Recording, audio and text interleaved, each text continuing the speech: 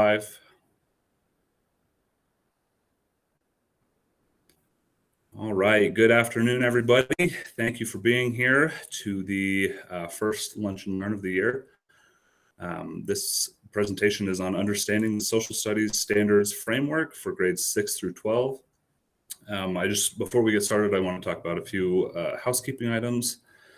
So today we don't have a chat feature involved with this presentation. So if you have any questions or any comments, anything like that, please direct them to the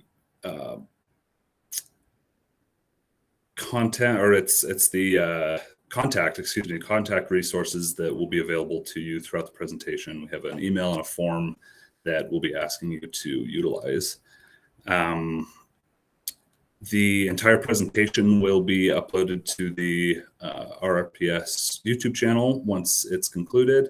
So if you need to go back and review anything, if you have somebody you know who would like to review the presentation who wasn't able to make it today, it will be available on YouTube shortly after we end the presentation.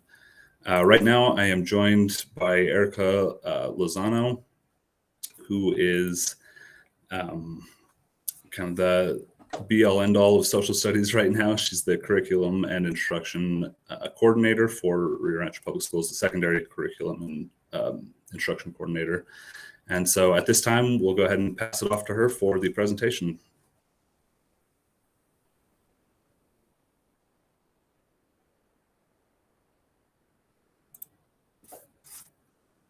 Wonderful. Thank you so much for that introduction and for getting us started. I'm going to go ahead and get us to our opening slide here. Again, my name is Erica Lozano, and I'll tell you a little bit more about me in just a moment. But I wanted to take a second to just say welcome and thank you for being here. You'll notice that throughout the presentation today, all the slides have puzzle pieces on them. And while it's kind of pretty or cute or just aesthetically appealing, there's a purpose behind it. And that is because at Secondary Curriculum and Instruction, as a team, we really believe that the picture of instruction that we paint in our community is a sum of many parts. And there are many puzzle pieces that come together to paint that picture. And our community is one of those puzzle pieces. And so we're so excited to have you here today to engage in this work with us. We know there have been many, many questions around the new social studies standards. There are a lot of mixed emotions, questions that kind of run a diverse set of needs and wonderings. And we're hoping that throughout these sessions, we can help to answer those for you and address any concerns, questions, or wonderings that you may have. As Wyndham was saying earlier, this is a live session, but all of our sessions will be available on the RRPS YouTube channel. So in the future, if you aren't able to attend, I know that everybody's schedules just seem to get busier and busier, and it's not always easy to make these, but we do want the content to be available to everyone at any time. So you can always access them on this site, or you can direct friends or family to the YouTube channel. And then at the end, you'll also have access to our Content Connections website, which is a website that's sponsored by the Secondary Curriculum and Instruction Department. And it will always house whatever content is being reviewed for any given year. And that year is, this year, that content area is social studies. So like Wyndham said, the chat is not available today, but we do want you to have opportunities to really pause and reflect on the learning that we're going to explore with you today. So whenever you see the words pause and reflect on a particular slide, I'm actually going to pause and give you a moment to reflect on the question that is posed on the particular slide. So I'll give you a second right now if you need to open up a digital notepad on whatever device you're accessing this presentation from, or if you'd like to just grab good old-fashioned pen and paper like I prefer, please feel free to do so that if any questions arise, you can jot them down and then make sure that you capture them in our feedback form, which will be shared with you at the end of this session. We really are truly interested to know what your thoughts are, what you're wondering about, what your concerns are. And so when those things come to you throughout today's session, we don't want you to lose track of those wonderful questions. Jot them down, save them, and add them to the digital form that we'll share with you at the end of this session. So I'll take a few seconds to let you get that ready if you need it.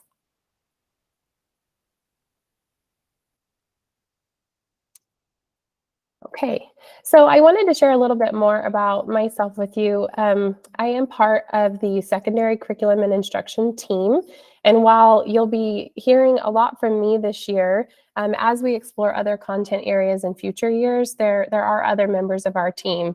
And we're available for any questions that you have at any time, and we do support one another. So while I'm presenting to you today, please know that there is a team of people over here on Laser Road who are working to serve students, teachers, in our community on a daily basis.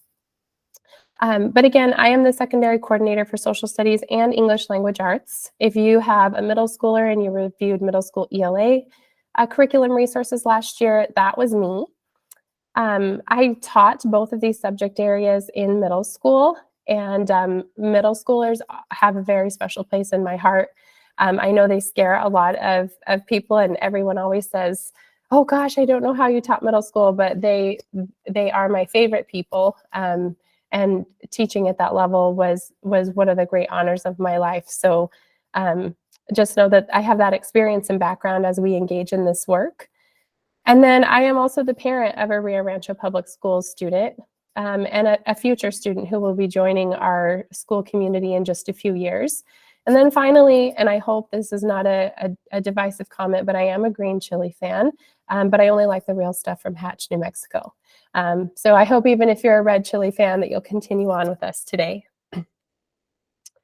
So as Wyndham noted in his introduction, we will be exploring the framework and structure of the of the new social studies standards for New Mexico.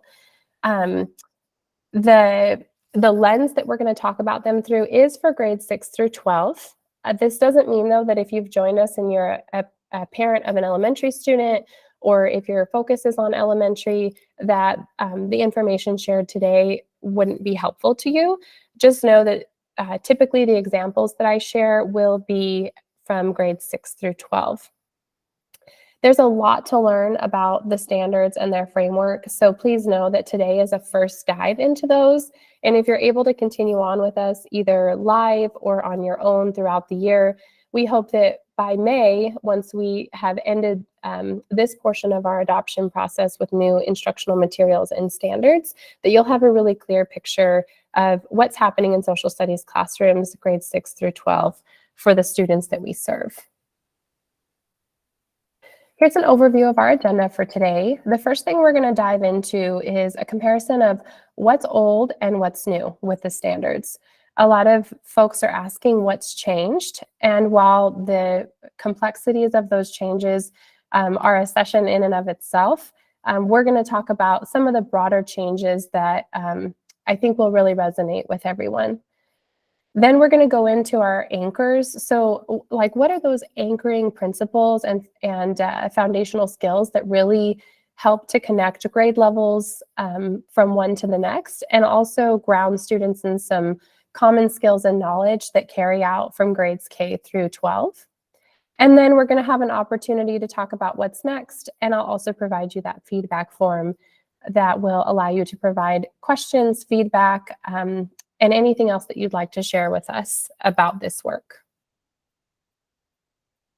So before we dive into point number 1, where we talk about what's old versus what's new, I want to share with you a foundational principle of the work that we do in Rio Rancho Public Schools, which is what's called a guaranteed and viable curriculum. It's a big term and we use it a lot. We say GVC when we're working with our teachers, and it's something that we believe in strongly and that we commit to as a district. So I've broken it down for you here into the 3 components of the GVC. So when we talk about what we guarantee to our students, when we say that we have a guaranteed and viable curriculum, we are promising that all students have equitable access to the same content over the course of a year and over multiple years in a specific content area. So that means if I have a student who transfers from Eagle Ridge Middle School to Lincoln Middle School, I can guarantee that while the resources used might vary slightly, or the the way that the teacher teaches it might be a different style, they're engaging in the same content so that students aren't receiving one thing at one school and something completely different at another. When we talk about our curriculum being viable, that simply means that teachers have time to teach what's guaranteed and that students have time to learn it.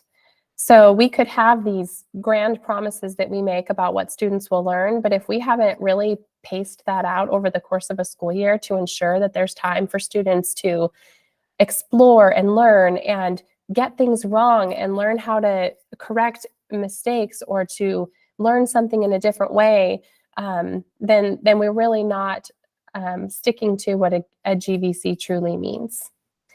And then the curriculum is our standards, our state adopted standards, plain and simple. Everything else, like I mentioned earlier, is how and what we engage the students with to access that curriculum. And that's some of what we'll be exploring today and throughout the rest of our Lunch and Learn sessions. So here's our first opportunity to pause and reflect. And I know it might seem awkward because I'm going to sit here quietly. In the classroom, this is what we call wait time. But I want you to think back to your social studies classes when you were in school. What do you remember about your history or your social studies classes, grades K through 12, or even specifically in middle school or high school? I want you to think about what your assignments were like and what did you have to remember for assessments? Take a second to think about that.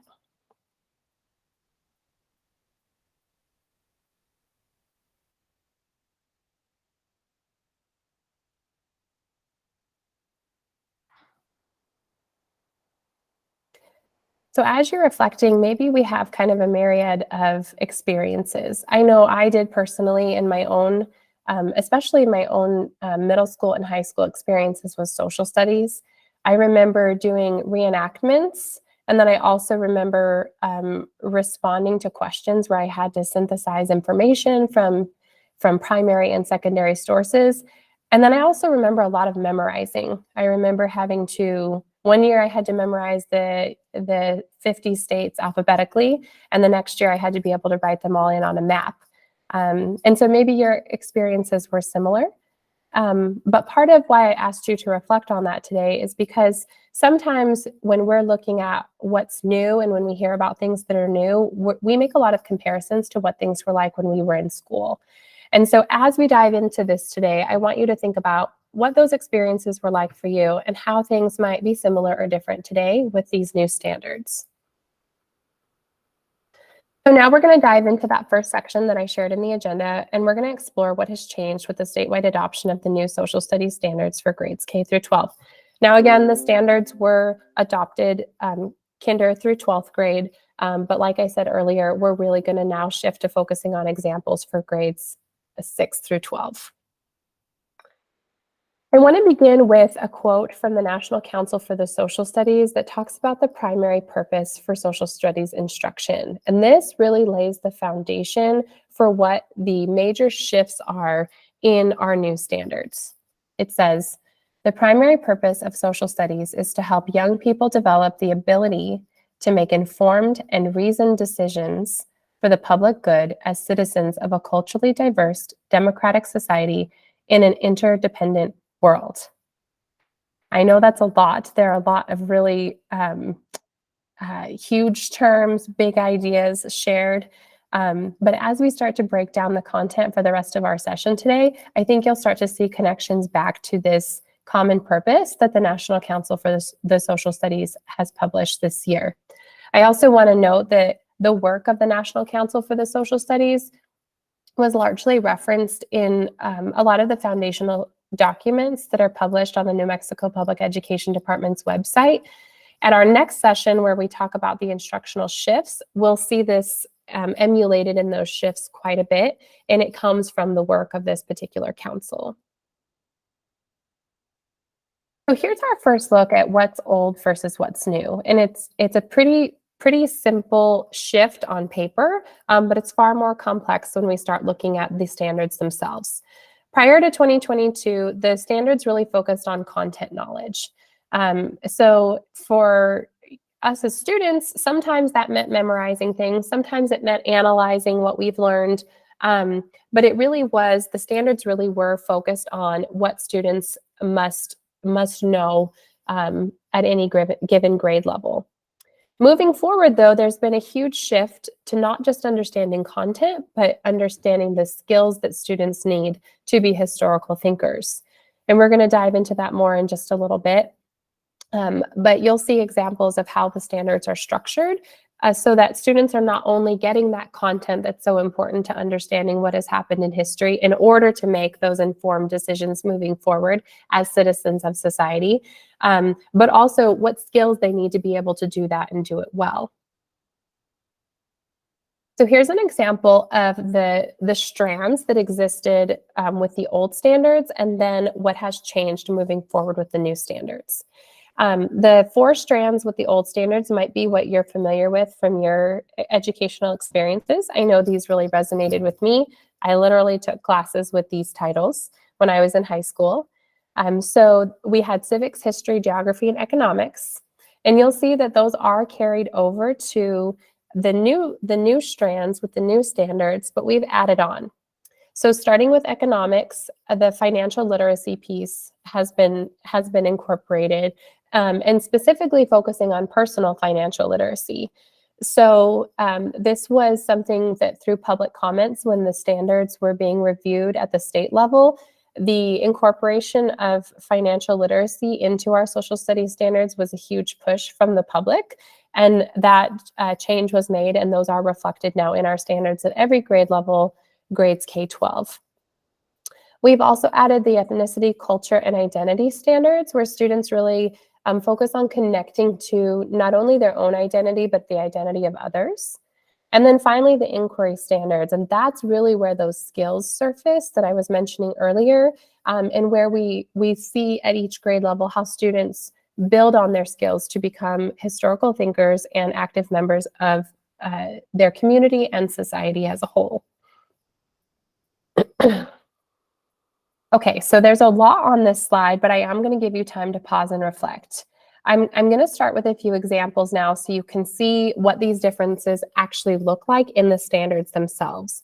So this is a 7th grade example of an old standard over here on the left and the new standards that are crosswalked to that old standard that you see on the left.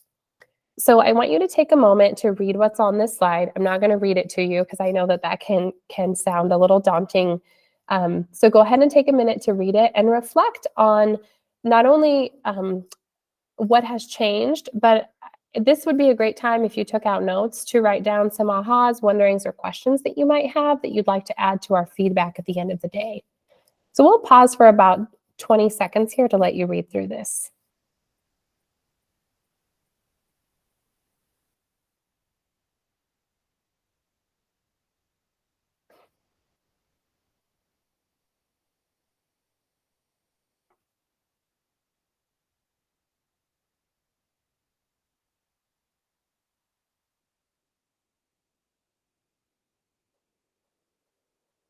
So earlier, when I mentioned that shift from just content knowledge to content and skills with our new standards, when I look at the old standard over here where it says demonstrate understanding of the structure, functions, and powers of government, to me, when I look at that, I think I could do a project based on this as a teacher. I could have my students respond in writing, respond with graphics or charts. But I could also just have my students kind of list these things. So I could have them tell me what the structure is of a government, write down the function and what the powers are. And then I've kind of met my standard there.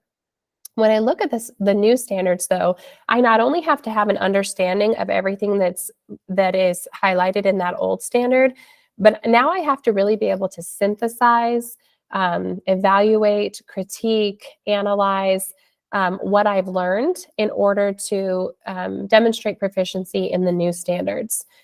So and I'm sorry, the lights just went out in here. In demonstrating the role of the political decision-making process at the tribal, state, and local levels of government, That's not something that a student can do by just making a list. They really have to be able to synthesize information together in order to be able to demonstrate proficiency of that standard.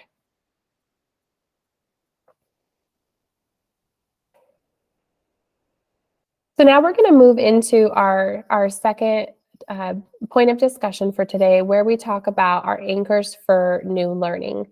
So the new standards have what are called anchor standards, and I'm going to show you what those look like in just a moment, but that's really what helps us understand what the learning outcomes are for students in grades K through 12. Before we do that, though, I want you to pause and reflect. And while you do that, I'm going to stand up and get the lights to turn back on so that you can see me and hopefully see the presentation better. But when you hear the phrase active citizens in society, what skills do you think of? Pause and reflect on what students must know and be able to do to play this role. Again, take about 20 seconds to think about that question.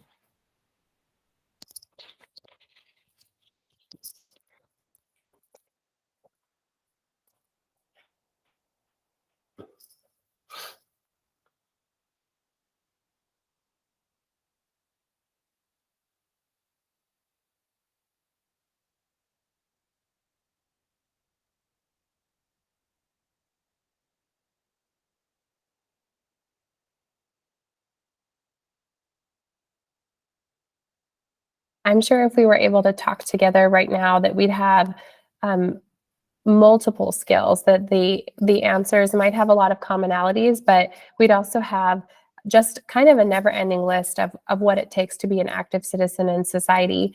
But for me, when I think of this and I kind of synthesize everything that comes to my mind, I think of critical thinkers who can not only respond to questions, but ask them as well.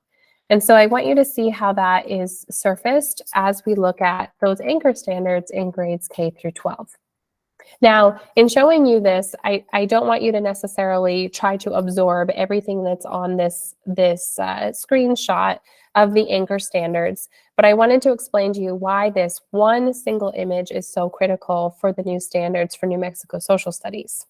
First and foremost, at the top, you can see that those 6 strands that I showed you earlier are represented at the top for each column. Under each of those columns, so for instance, under civics, which you see in blue, there are anchor standards that are related to civics. And it doesn't matter if your child is in kindergarten or they're getting ready to graduate and they're in economics or government right now, those anchor standards will be represented in their standards. And so we have consistency from grades K through 12, tying together that content for students year after year. So here's an example. I've got 2 examples to show you from the anchor standards so that you can see how they build over time. So this is an example of content that students are building on kinder through 10th grade. This is from our ethnicity, culture, and identity strand. And this is focusing specifically on number 20, diversity and identity. So I'm going to go back. So when I'm looking at this chart, that's right here.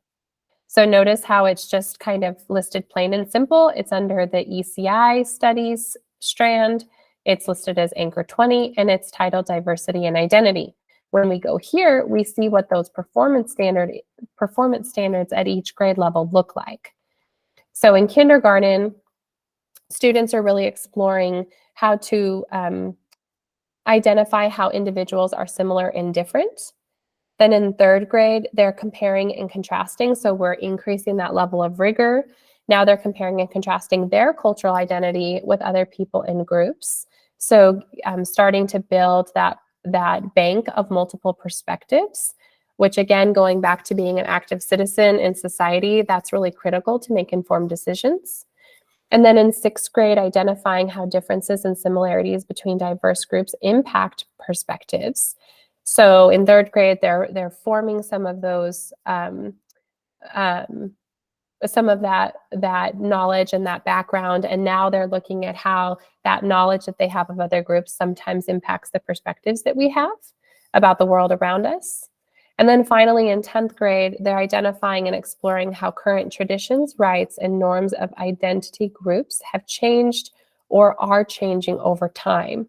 So again, building on everything that's been learned thus far and really synthesizing that in order to ask questions and draw conclusions about what's happening now and what may be to come.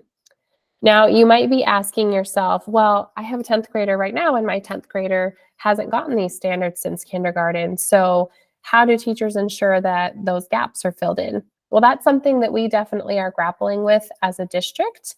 And we are carefully and thoughtfully forming units right now so that teachers and students have that support and some of that background can be filled in. We also know that we've got really smart kiddos in our district who have gone through a lot in the last few years, and they're very aware of their world. And we are building on some of those skills as we engage in these new standards. Now, here's another example, but this one really shows how skills build over time. So this is from, and I'm going to go back again.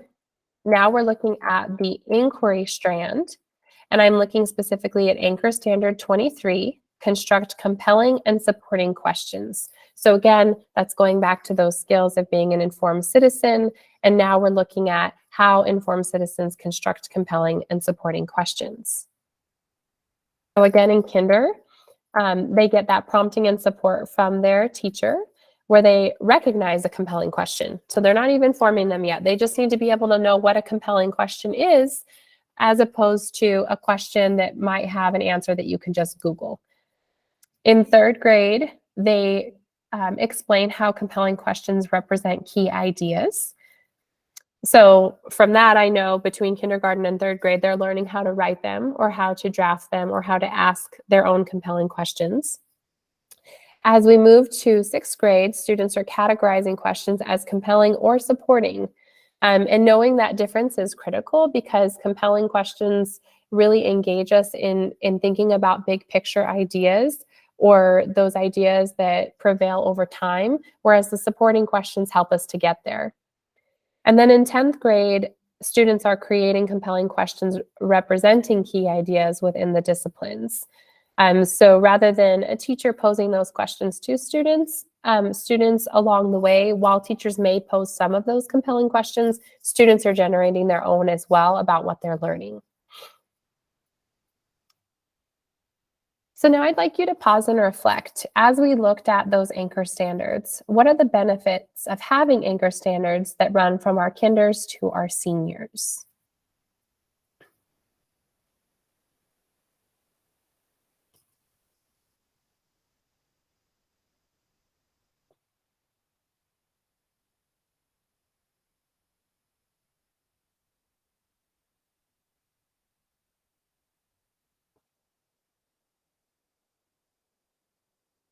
I think when we go back to that idea of, well, this is our first year and not everybody's starting with these standards at kindergarten, I think it does help teachers to know if a student isn't demonstrating proficiency of a grade level skill yet. These are also helpful because I can look back at, hey, what should they have learned about this standard last year? And that helps me to build on where they're at and help them achieve grade level proficiency. With English language arts, we went through a lot of this with the shifts in ELA instruction. I think we're just now 12 years after the adoption of the standards. We're just now with our first group of seniors who started with the standards at the kindergarten level. And so it's a commitment over time. It does take time and patience to see the benefits of these anchor standards come to fruition in the classroom. But like I said, we see so many of these skills of being active and informed citizens in our students already. And this is really just giving us a vessel in order to really support that in the classroom and make it a part of our daily instruction. And so many of our teachers are doing this already. But now we're able to really incorporate it into our guaranteed and viable curriculum so that all students have access to learning about these skills and achieving proficiency in these skills at any given grade level. So here's another picture I have for you that has a lot of words. And again, I'm not asking you to absorb all of this at once, but I want to show you what our teachers see when they're looking at and studying the standards. So this is a document that is available on the New Mexico Public Education website. I also have it available on our Content Connections website. But this is what a thematic set of standards looks like when you look at our master standards document. So you'll notice at the top that this is organized by theme. So we're looking specifically at 11th grade US history here. This is theme 6, the Great Depression and the New Deal. You'll see those anchor standards over on the left that we've already talked about. And then in the white rows, you'll see that we have performance standards that list what students should know and be able to do. And so those are linked directly back to the anchor standards that we just discussed.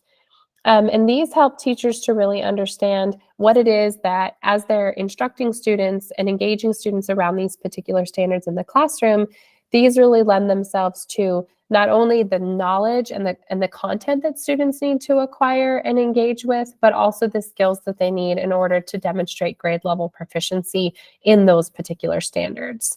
So we often look to the verb in the standard to know what students have to be able to do to demonstrate proficiency. So you see a lot of words like evaluate, analyze, examine, those things that can't be done by just looking up an answer on Google. Students have to really bring together the knowledge that they've gained not only in class, but also through their background and experiences in order to answer some of those compelling questions that we looked at a few minutes ago. And speaking of compelling questions, I thought you might like an example of what that looks like. So again, continuing with 11th grade US history, these are the compelling and reflect and connect questions that students will engage with in Unit 6 in 11th grade during the 23-24 school year. And this is, again, focused on the Great Depression and the New Deal. So the compelling question for that unit, so this would be a question that over the course of the unit, students would acquire knowledge and skills to be able to answer. That question reads, what responsibility does the government have to the well-being of its citizens?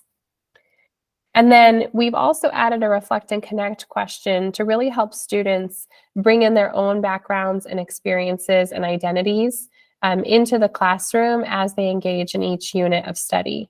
So this question asks, what do you think the generational impacts of the Dust Bowl are for those that were directly impacted by it? So again, that's looking at not only what happened during that time, but what has happened over the course of time, and what impacts may we still be seeing today. And maybe students are from a family that still sees impacts from the Dust Bowl era, or maybe they've heard stories about how family members or people in their community were impacted. And so these reflect and connect questions really help students to think outside the classroom, think outside the discipline, and really make those broader connections to society. So the last portion of today is to just walk you through where we're headed from here. So today we've taken a moment to really dig into the framework of the new social studies standards. We've talked about what was and what is now, and where we're headed with our instruction and how we engage students in learning through the content of social studies. But we have a lot more to learn this year, and I really hope that you'll continue on with us, whether you can join us live or if you need to view sessions on your own time. There's a lot more to learn, and there's a lot more to explore, and we hope you'll continue with us. So I'm going to share with you just some next steps and follow-up.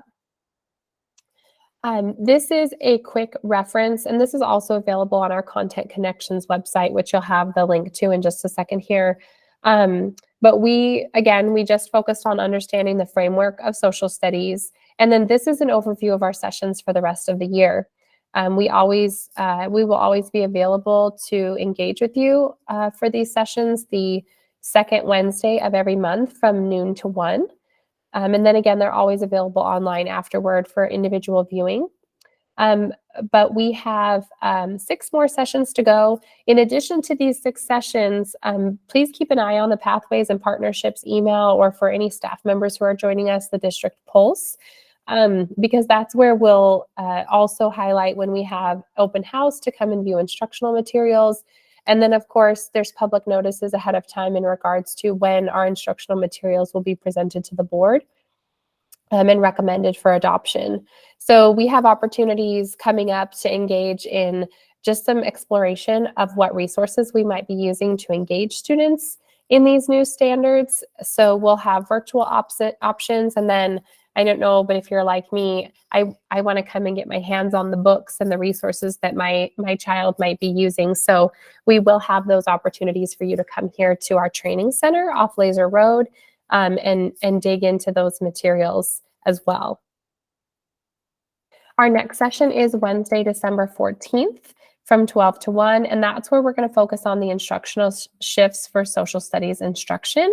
So while we talked about the standards today, there are 5 major shifts that really help to ground the work that our teachers do. And we'll take you through what those look like, and we'll have an opportunity to think through what that could look like in the classroom. And lastly, I just wanted to share with you these links, and this will be our last slide for today. So if you'd like to jot these down, please feel free to do so. We are asking if you're able to, if you don't have to run off to another meeting or another appointment or get back to class, if you wouldn't mind submitting a feedback form to us, and that's this first link here, the feedback RRPS 123. That will take you through not only a couple questions about today's session, but then it also provides you an opportunity to list any and all questions or feedback that you have, just free form, so not pre-selected responses.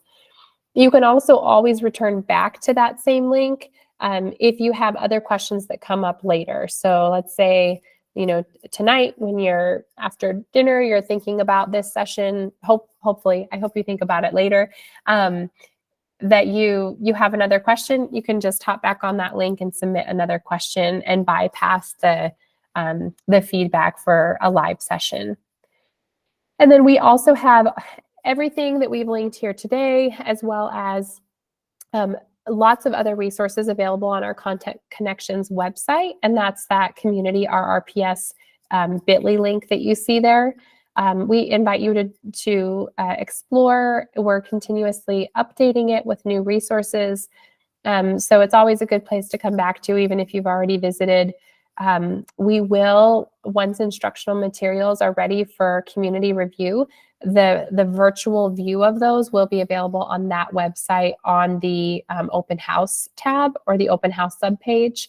And we'll also advertise when our live in-person open house will be, as well as through those communications I mentioned earlier, Pathways and Partnerships and the District Pulse.